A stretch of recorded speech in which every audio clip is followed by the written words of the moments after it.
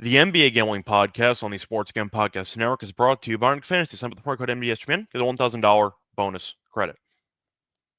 And welcome, everybody, to the NBA Gambling Podcast here on the Sports Gambling Podcast Network. It is currently Sunday night at around 8 p.m. Eastern Time on April 20th. And most for the episode, Scott Reichel, once again joined by Lonte Smith for the episode that was supposed to be actually tomorrow morning, but we ended up having to push it up. We had some scheduling complications. This is going to be a breakdown of the two games on Monday. Weird schedule because you have, once again, a handful of games today, then only 2 games tomorrow and 3 on Tuesday. So kind of just a weird breakdown, but either way, we are back for game 2s here on Monday. So we're going to break those down in a second. Of course, we are now recording in the middle of halftime of that Cavs and Heat game 1. Lonte, I'll ask you, though, how have you enjoyed the games today, either the completed games or the first half of the Miami and Cavs series? Pretty good betting wise, viewing wise, not so much. I mean, I guess Orlando was competitive for 2 and a third quarters. I had the But Celtics to cover, so I'm not complaining. yeah, me as well. But I mean, I felt like this game is a little bit more competitive than what the odds would suggest. But I think Cleveland will pull away in the second half. They just got to be careful at not letting not letting Miami stick around, because we know Spo can pull something out of his ass, so to speak. Yeah, we covered the games, and we did expect to see a decent amount of blowouts just based on the matchups. You had 3 double-digit favorites to start the card, and the 2 big favorites covered in the early portion. The Thunder were up by an NBA record, I think, in the third quarter in Game 1. They won by 51, which I'm pretty sure is the largest Game 1 margin of victory of all time. So that was definitely... It was something. It wasn't good for Memphis, but it was definitely something. They set history, so congratulations. But we can recap what happened so far. I know, of course, we are missing a couple games with the recap because the Warriors game didn't start yet, and we're only halfway through this Cavs game. But I'll ask you about your first 2 games. Mainly the Grizzlies just having just an absolute disaster class. Really no way around it. Game was over in about the first 10 minutes, give or take. You could argue maybe the first 5 minutes, but I'm going to ask if you've changed your thought on any of the 2 series so far. I know you thought Boston would sweep. I think I gave Orlando 1. We thought Memphis would win 1. Have we reconsidered here? Because this could get very ugly. Yeah, no, I don't think so. I mean, I know it's a bad, very bad game 1, but I mean, it's still just one game. I think Josh said it in the presser. If they win, what is it, Wednesday, then nobody will think about game 1, which he's partially right. He's not all the way right, but he's partially right. But yeah, I mean, I tend to not look at things from a jump off the bridge type of perspective, and especially after game 1. Not even after game 2. I mean, depending upon how things go. So I'm kind of a glass half full guy on some of this stuff. But I mean, it didn't look good. I mean, obviously, but I think more so it's just a matchup thing. I think we both highlighted that whenever we went over game 1. It's just they don't really match up well with the Thunder. And I mean, the Thunder came and played. I mean, their defense was unreal as far as having, making those guys make jump shots, and they're not really a jump shot reliant team. I think they got one guy who can consistently knock down shots, and that's Bane. And I mean, I just think it's a bad matchup for them. Obviously, they'll probably be more competitive. They have to be more competitive than 50 points. But I don't think it's switched my mind. I think it's going to be a fairly short series. I mean, 4-1 will be still where I put it at. But I mean, I think it's just an outlier performance in one game. So. Yeah, and another way to slight disagreement, it was mostly for the value for me on Orlando winning a game. I know you thought Boston would end up sweeping. Yeah. I'm trying to figure out how Orlando wins a game. I feel like, once again, I wasn't shocked by the outcome because I picked Boston to cover and I picked the under, thought that Orlando would find themselves around 90. I liked their team total under. They weren't even close. I mean, Yeah. Paolo at 36, and it still didn't matter. They scored 86 points total. I know that it was mentioned by JT that outside of Paolo and Franz, and nobody did anything. That's expected. Yeah, why did Cole only play 8 minutes? I didn't get that. He didn't play any. They had no shooting at all, which is that. definitely, I'd say, an interesting decision.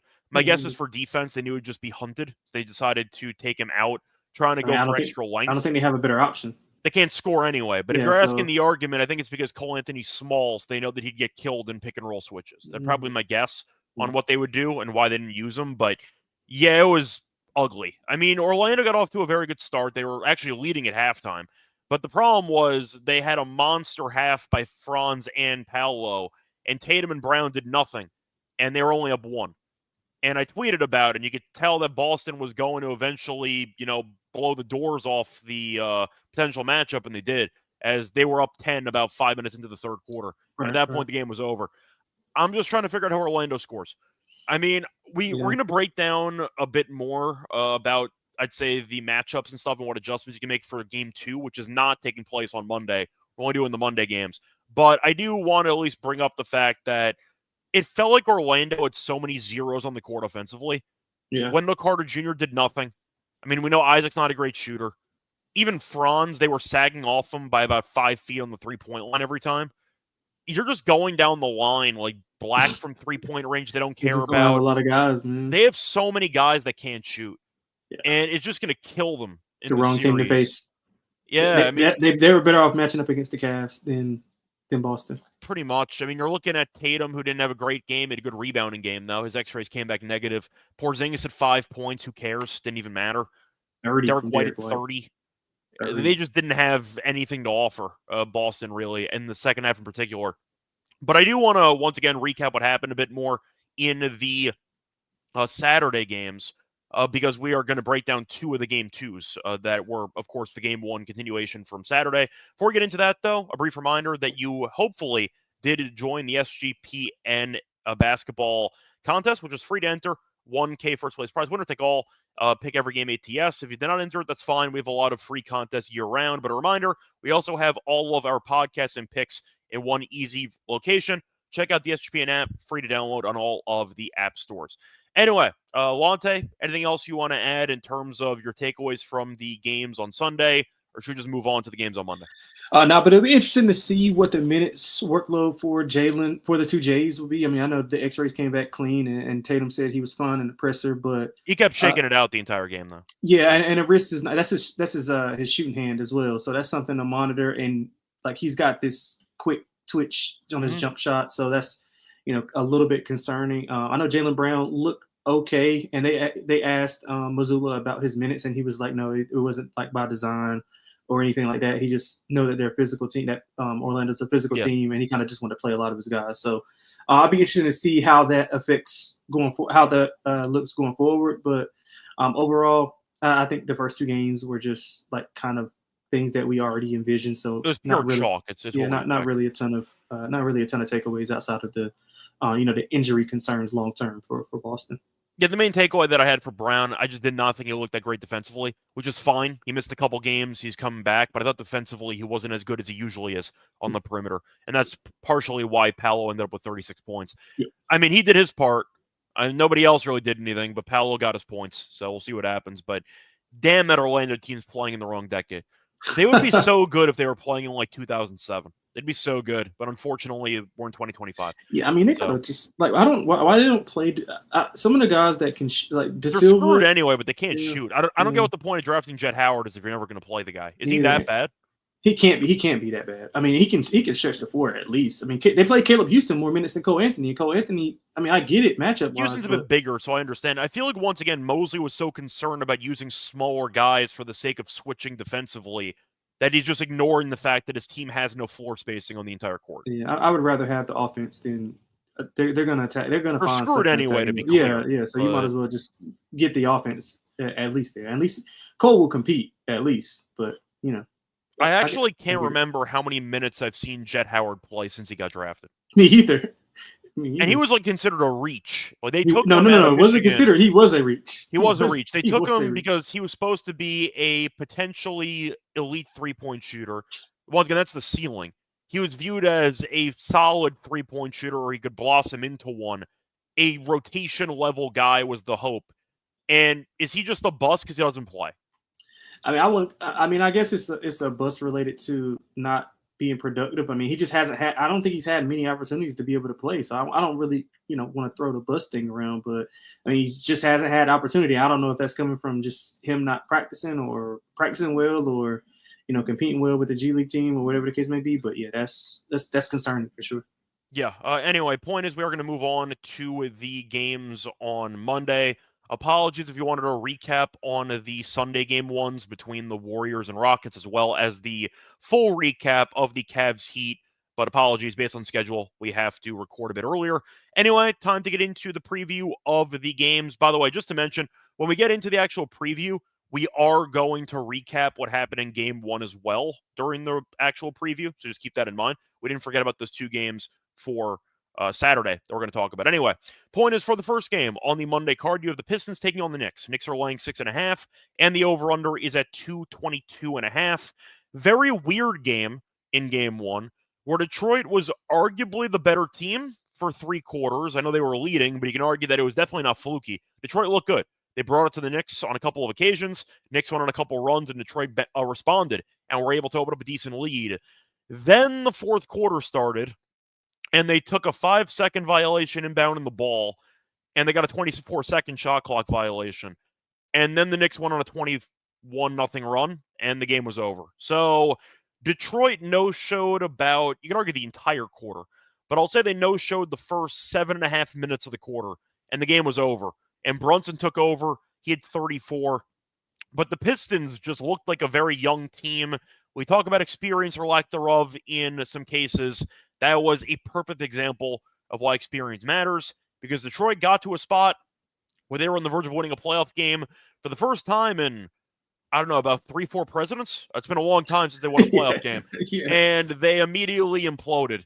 And once the MSG crowd got going, it was over very quickly. So I'm going to ask you, first of all, before we get into the spread and the total and our picks, what were your takeaways from game one?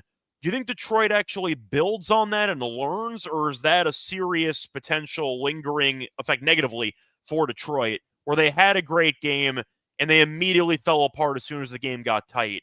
Do you think they build on that based on experience or added over the course of the series, or is that something that might live in the back of their minds?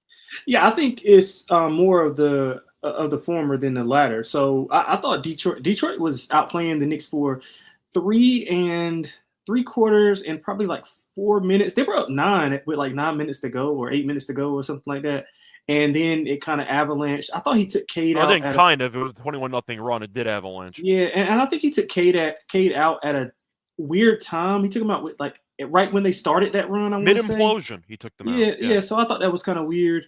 But I thought that the Pistons, what they did was more repeatable than what the Knicks did. And Cade didn't play that well, if you put that into perspective. No. And even after going on that big run, they still cut it to 6 with like a minute 8 left, if I'm not mistaken.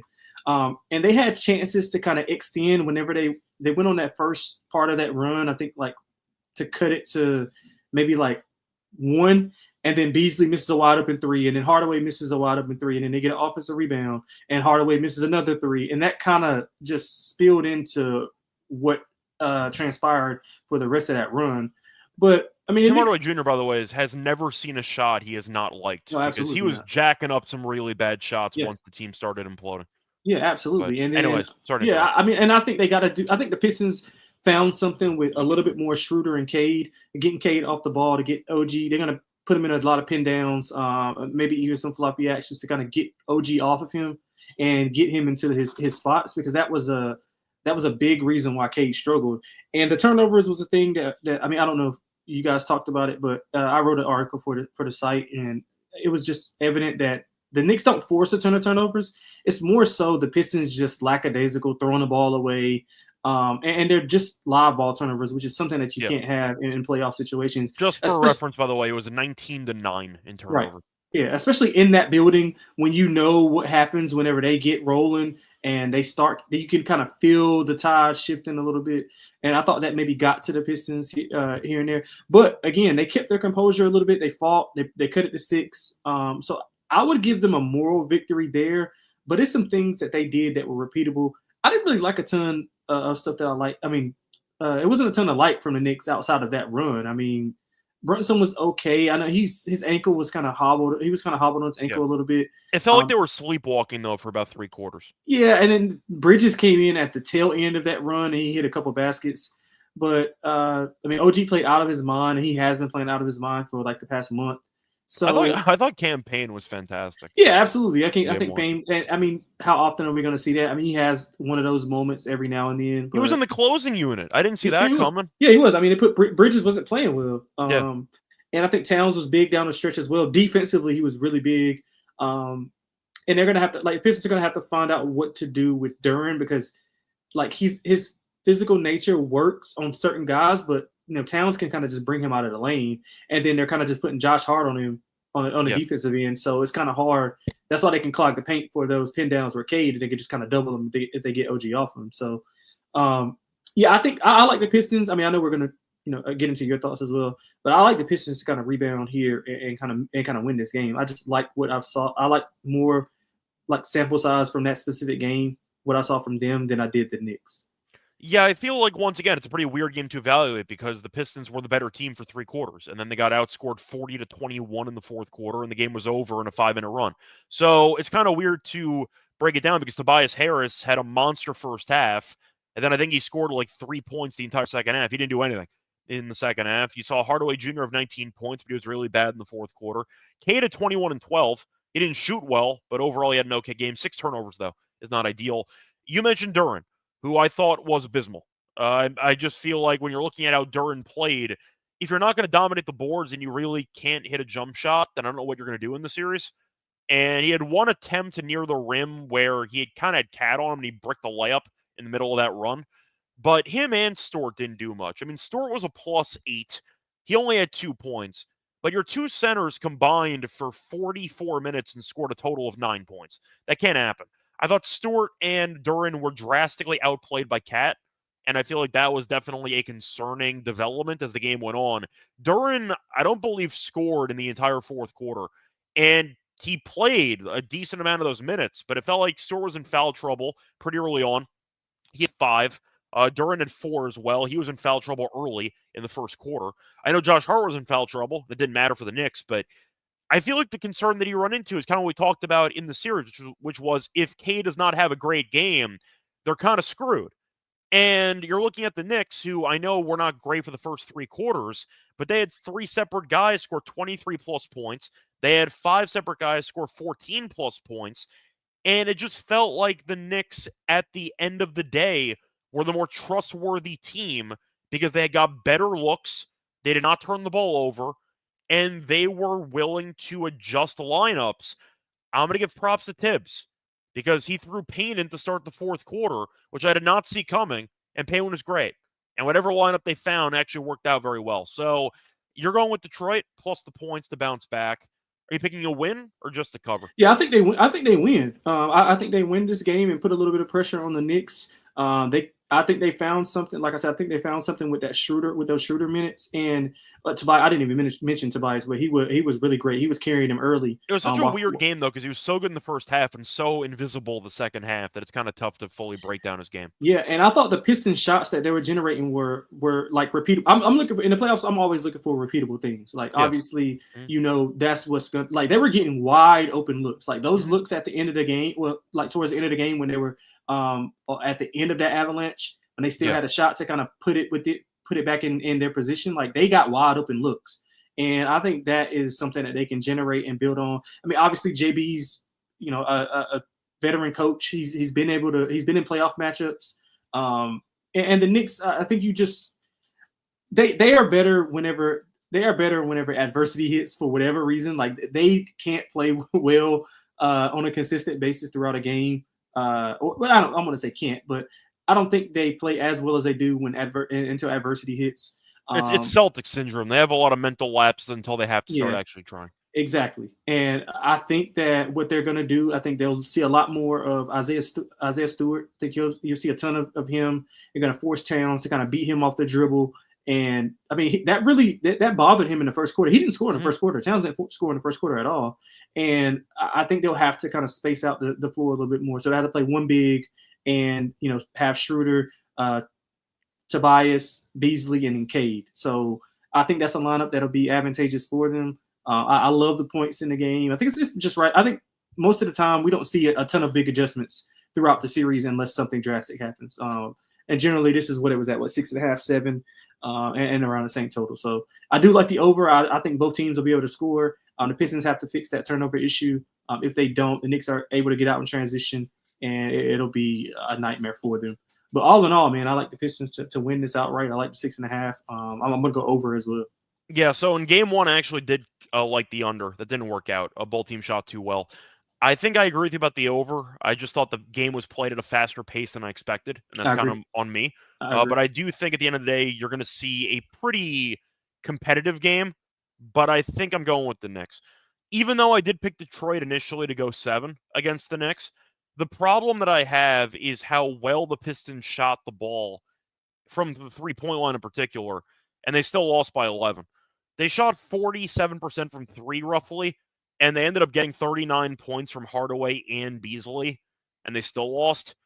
They couldn't stop the Knicks from getting into the paint as the game went on.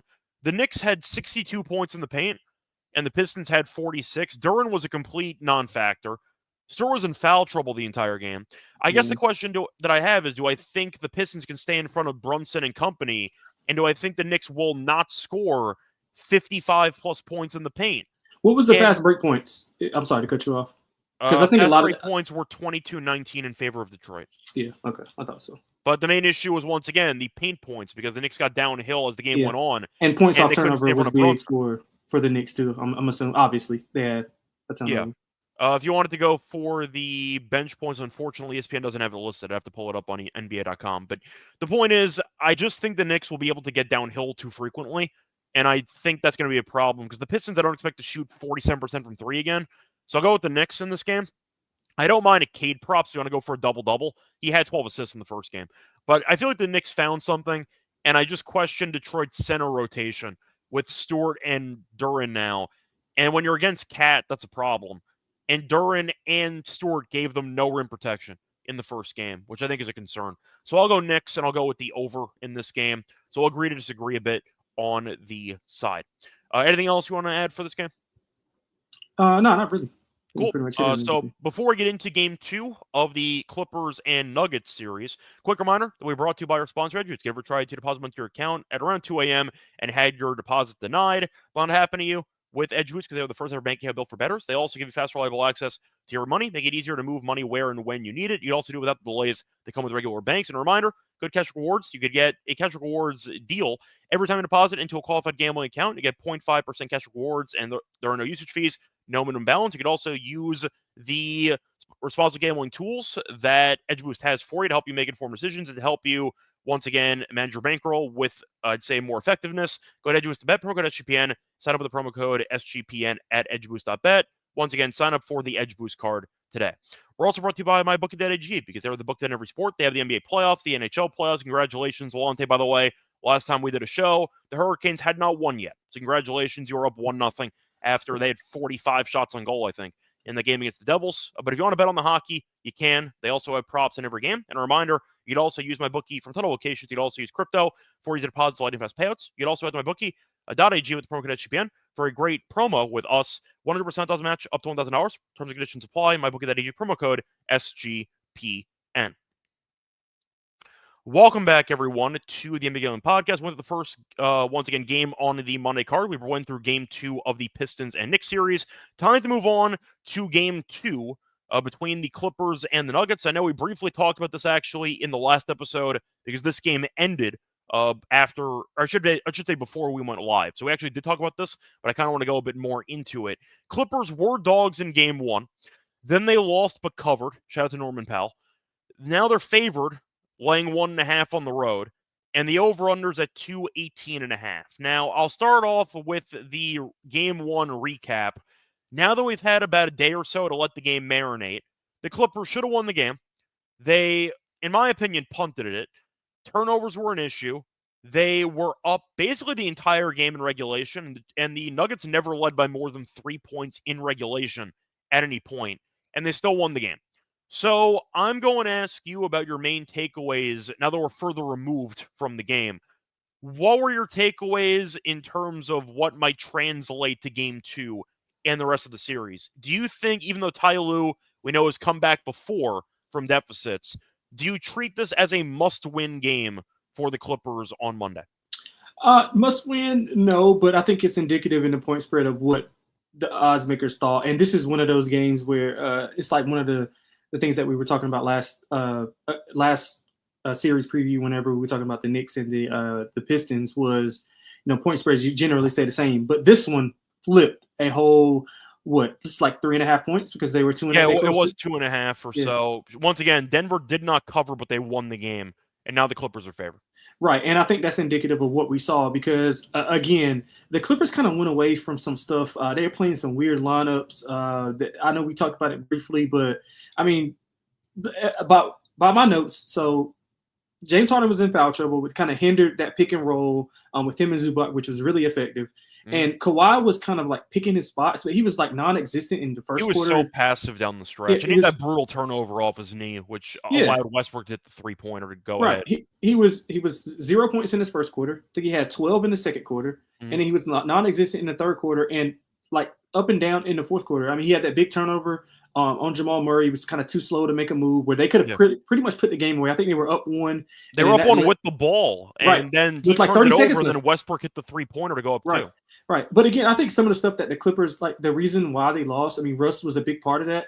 But you had Aaron Gordon hit big shots. You had Russ obviously hitting big shots, making an impact with his energy. You couldn't get a ton of offensive rebounds, which kind of led to your demise. That's why they lost the game, because they couldn't grab a damn rebound in the final 8 minutes of regulation. That too. And they generally got to figure out what to do with the Jokers. Are you going to match Zubac's minutes with Joker? Because Ty Lue said he wasn't going to play those guys like extra minutes just because Joker's playing. So he had a specific game plan and he didn't do it. So I mean, you're going to play Ben Simmons or Batum on Joker. I mean, that's not really an advantageous thing to do. So I'll be interested to see if they go more zone there or what they do in those non-Zubac minutes if they're not matching those up with Joker because they got destroyed in those specific minutes. Jamal Murray was bad, but he was getting every shot that he wanted. And they were kind of just missing. To be fair, he also had 9 rebounds and 7 assists, so he had a decent game besides the 7 for 20 shooting. Right. Yeah, and I think they did a little bit of what, if you remember what Cleveland did to Derrick Rose back in the playoffs that one year where they put LeBron on him in the fourth quarter after wearing him down with defender after defender and then kind of having LeBron. Miami. That was in Cleveland. It was in Miami. I'm sorry. That was in Miami. I'm sorry. Yeah. I don't want to talk about that series. Yeah. So was that the series where LeBron hit like 4 dagger shots in the final minute of Game 5? Yeah, I think so. Yeah, bad series. Shout out to Taj Gibson though for those 2 poster dunks in Game 1. But yeah, that was not a fun series. Yeah. So I think the Clippers kind of found something going. And obviously, they didn't want to put Kawhi on Jamal Murray the full game. Yeah. But they were blowing up that middle pick and roll that Jamal Murray and Joker does, which is pretty much their bread and butter. And they kind of moved it away from Kawhi, and we're kind of going to the like short corner side pick and roll with the empty side, and that's how they were able to swing the ball to Aaron Gordon for that wide open 3 to kind of put things away. Brown hit a big 3 also. So I think the reason why they lost is kind of what you want in a game plan. Hey, if Russell Westbrook is going to beat me on 2 threes and a good defensive play that's kind of fluky, fine. If Aaron Gordon's going to knock down those shots, fine. Christian Brown a little bit more higher on the scouting report, but I'm fine with that. So I think they played to their game plan and they just kind of let it go. They stopped doing what they had to do. I think foul trouble had a lot to do with that as well, with Harden being in and out of the lineup. But I think they course correct here, and I think the Clippers come out and win pretty convincingly in my mind. Yeah, I really feels like the Clippers outplayed them for the majority of the game. Unfortunately, the issue was, and this is why only following the box score and only actually looking at the post-game stats can be very misleading, because the Nuggets only had 1 more rebound than the Clippers. They dominated the glass so hard in the final 5 minutes of regulation. They got so many extra chances. It's why I think they won the game. And I want to give a quick shout-out to Coach Adelman, because there are rumors about nepotism and how he didn't actually deserve the job. Him benching Porter Jr. won them the game, because they gave Westbrook extra minutes in crunch time by benching Porter Jr., who was awful, by the way. Porter Jr., he wasn't Kuzma bad, but he was 1 for 4 with 3 points, 4 rebounds, no assists. He did nothing in 26 minutes. Westbrook showed up and gave them energy. He created a couple of second chance points. He had a couple of layups. He also, once again, had the big 3-pointer at the end of regulation. But Westbrook was very effective. He had 8 rebounds. He shot 5 of 17. We'll forget about that for a second. But he had the big three-pointer in the layup. But the point is Porter Jr. was really bad. And the question that I have that I'll ask you, do we think Coach Malone would have left Porter Jr. on the court? I think the answer is yes. Yeah, maybe. I think it won them the game. I think Westbrook coming in changed the entire complexion of the, I'd say, momentum and the overall intensity that Denver had in the last 5-6 minutes. I think that substitution won them the game. Oh yeah, I mean, I can agree. I think Russ is directly responsible for this win. I mean, his energy and effort for the last 8-9 minutes of the game, including overtime, was infectious. And I think Joker said that as well. And they asked Joker about Michael Porter Jr. and he was like, "Well, if you can't get motivated or he was like, you don't deserve to play. You shouldn't be here." Which is something I always say. People argue about revenge games or stuff like that. And it's like, it's the playoffs. What are you even talking about? Yeah. So, I thought that was a good move. I mean, something that, a gutsy move, because if it doesn't work and they end up losing, then obviously you have to answer that question because Michael Porter Jr. I think so, because I mean, Michael Porter Jr. has shown in moments that he's able to, score over guys, and the Clippers matchup specifically is a decent one for him because they were hunting that Bogdanovich every time in the pick and roll, and I think he could have been beneficiary of that off the pick and roll in the corner where he's knocking down those shots, but. He just wasn't good, and I credit Malone and not Malone. I credit Adelman and the staff for seeing something in Russ, and Russ, he got them to the promised land. I thought they got good minutes from Peyton Watson as well, although short minutes, but I thought he was pretty good defensively, intensity wise. He was good on the break.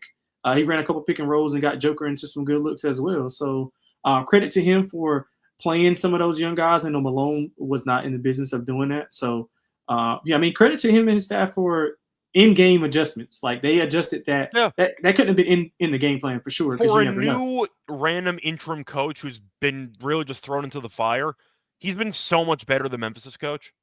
Not even close if you're comparing the two of them. I think Adelman's actually done a very good job. But I think Westbrook, once again, live by the Westbrook, die by the Westbrook. He went 5 of 17.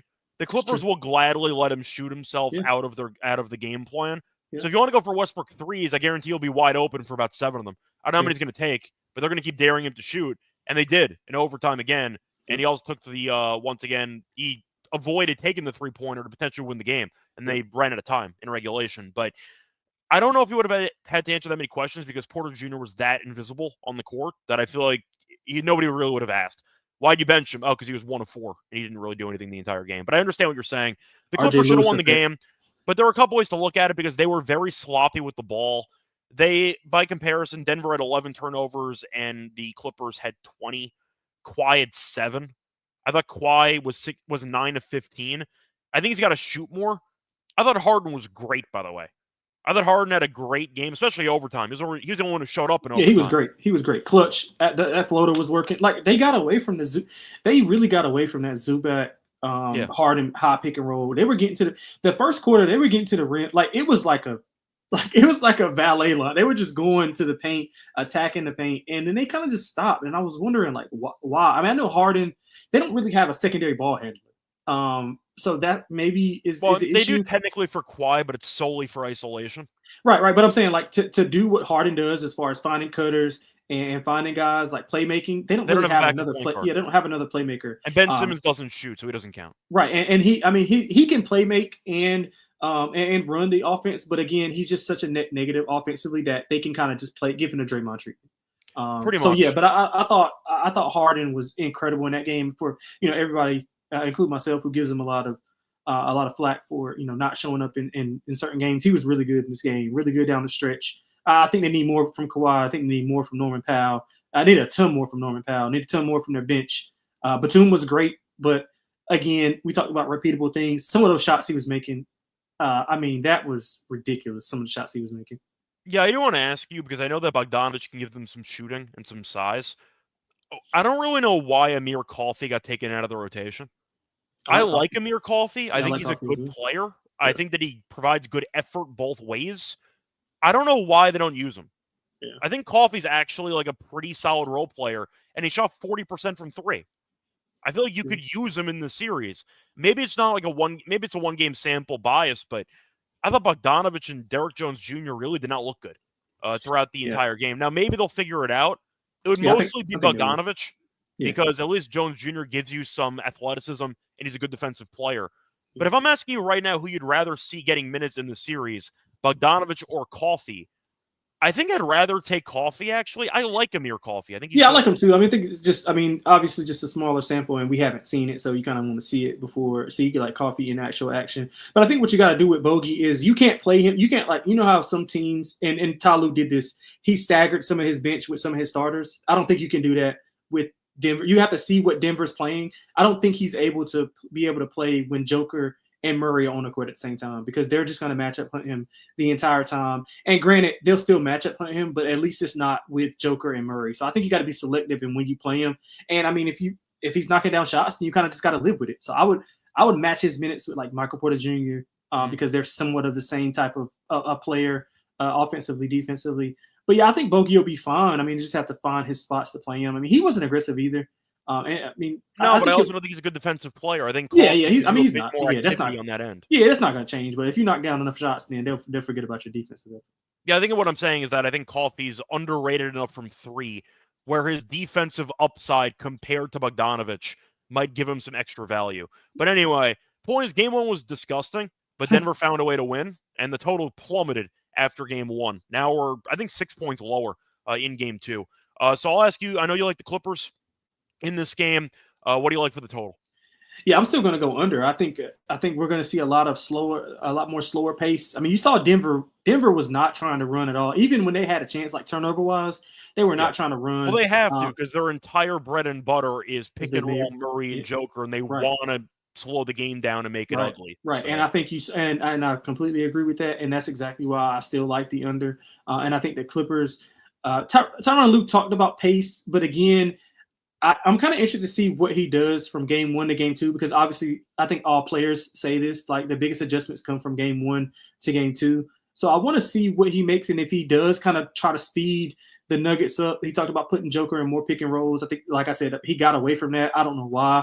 And maybe it had something to do with the Harden fouling issues and Zubac maybe not trying to get as winded, because when they were playing Joker straight up, like they were fine because, playing him straight up, you allow those other guys to kind of stay home, and you force Joker to beat you. And Zubac was playing him tough, but it's whenever they try to go with the late trap, and then you got the swing, and you knock down a three, you get Brown or Murray wide open. So I still think they're going to be a slower paced game, 1.5 court. I think the Clippers will hit a little bit, a few more shots, but I still think we see a like 105-99 type of game.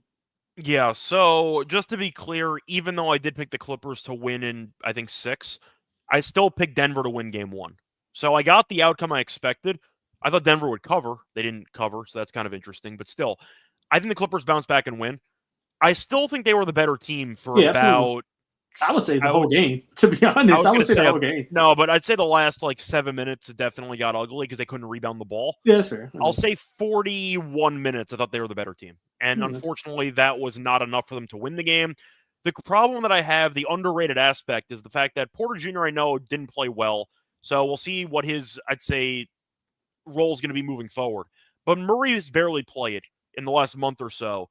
They've had 1 day off. To read off the minutes, Gordon played 46, Joker played 46, Murray played 48, and Brown played 45. Only 1 day off in between. That kind of sucks. That's tough. That's really not a great spot for Denver. I think that bodes well for the under in the game, but I'll go with the Clippers here. I think they have the better bench still, and I do think that Westbrook, despite having a great game, at least based on the big moments, still went 5 for 17. If you want to dare Westbrook to beat you 2 games in a row, I think there is a path there where he shoots 5 threes, goes 0 for 5, and ends up having an abysmal game. We'll see what happens, but the Clippers definitely were, in my opinion, the better team for most of the game, but Denver made enough big plays late. The Clippers couldn't grab a rebound, and Denver mucked the game up, and they won. I hope that the Clippers play with a bit more, I'd say, intensity, rebounding down the stretch, and I hope they stop turning it over as much. But the Clippers, I thought, were, once again, the better team, and I like their depth more. Give me the Clippers to bounce back. I'll take a -1.5. I like the under with you, though. I think this game will be ugly. Denver, I question tired legs, but they're going to play in the half court no matter what. So I'll give me the under and give me the Clippers as well, -1.5. Anything else you want to add? No, I think we pretty much covered it all. Cool. So before we get into the actual lock and dog plays and the underdog picks for the entry, quick reminder, we're brought to you by our sponsor, Underdog Fantasy. You can play their pick 'em for a chance of 100 times your money. You can also mix and match your sports, NBA playoffs, NHL playoffs, MLB, MMA, tennis, etc. You can also use any of those and all of them if you want to for a chance to win 100 times your money. You can also use the promo code SGPN or NBA SGPN when you sign up for your new account. So NBA SGPN for this show's promo code. If to claim a special weekend first time offer up to 1K bonus cash on fantasy promo code NBA SGPN. We're also brought to you by Rhythm because they're the home of headback picks and props. They're also live Major League Baseball. They have models in the NBA and golf as well. You can also use your own model if you want to build one. Simple and easy to do so. And if you want to use a discount code the Rhythm has for you, you have two options, one for a monthly deal and one for an annual deal.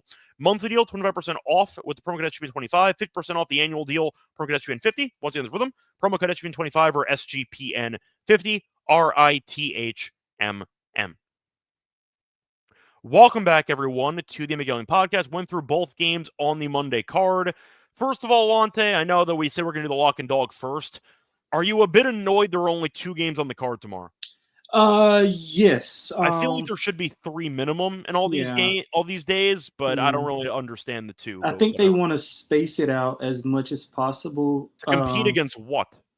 Yeah, I don't know what, but because are there any games on Thursday? Because I know the draft. Usually they let the draft have its when. Yeah, okay. So it is on. See, it's 3 on Thursday. I would not put 3 games on Thursday. That's because if you want to skip NFL draft is I don't even mind skipping Thursday. Right, you exactly. Can front load the first couple days of the week. Yeah, exactly. Yeah, I mean, but NBA's got a ton of problems with their scheduling and coverage and their color commentators, which is another story. But yeah. Yeah, but I just wanted to ask because I thought I'm agreeing with very you. weird for a Monday. Yeah. But anyway, I'll let you go first though for your picks. What are your lock and dog plays for the show? Yeah, so lock, I'm going to talk about a player prop. I like Jamal Murray over 19.5 points. I mean, he had 21 shots, 7 of 20. He was horrible as far as some of the looks that he was getting and just missing. He was short on a lot of his shots, which some fatigue there. But I think he'll be better in this spot. He's getting to his spots whenever he wants, and I think they may look to like blitz him a little bit more, which will allow like the rotation back to him to get the ball, and maybe they use Joker and a lot more of the ball handling pick and roll, which allows Murray to kind of get to his spot. So I like Murray over 19.5 points. I think that's a good look. I also like for the dog. I mean, I'm going to take the Pistons, man. I'm going to take the Pistons to win it. I got to put my money where my mouth is. I thought they were a better team. I thought all of their actions and stuff was repeatable, and they have a lot more to kind of grow on. Whereas the Knicks, I think they just played a typical New York Knicks game to me. And I think the Pistons will look to build on what their mistakes was at the last, 10 minutes of that game, and they'll come in hungry and ready to go. So they got to keep the crowd out of it. So they got to put a stop to Jalen Brunson early. They got to stop OG from those corner threes and stop those turnovers. If they don't turn the ball over and they can run some consistent action and get K the ball in certain spots, I think they'll be fine. So I like the Pistons as a dog. All right. So for my lock, you know what? I might go with 2+ money plays, actually. Live by the Westbrook, die by the Westbrook. Give me Westbrook over 4.5 rebounds in this game. It's at plus 110. I like it. He had 8 rebounds in game 1. I thought that his effort was instrumental to the comeback. And we know Porter Jr.'s head is not always wired correctly. So there is a chance that he ends up getting a spike in minutes because Adelman might just go back to him immediately because his energy and his overall hustle, I think, won them the game. He had 8 rebounds, 4 were offensive. He was fantastic. He kind of had like a Josh Hart vibe on the boards in that game. So I'll go with the rebounds for Westbrook. I think he's going to have to play a lot. I said before that Murray played 48 minutes in game 1. He has not played many games recently, and you do wonder about fatigue. I can see Westbrook not playing 34 again, but I could see him playing 28. That's a lot of minutes for a guy with a lot of energy and a big motor. So I'll go with Westbrook over 4.5 rebounds. We like the under. We think it's going to be a rock fight. So give me a bunch of rebound chances. Westbrook, by the way, had 8 rebounds with 17 rebounding chances in game 1. 4.5 feels very low to me. Give me the over on Westbrook rebounds as my lock. For my dog, I mean, I think the Clippers are going to win. The question is, do I think they actually show up early and dominate the game? or do I think Denver actually shows up for a half and the Clippers come back and win it?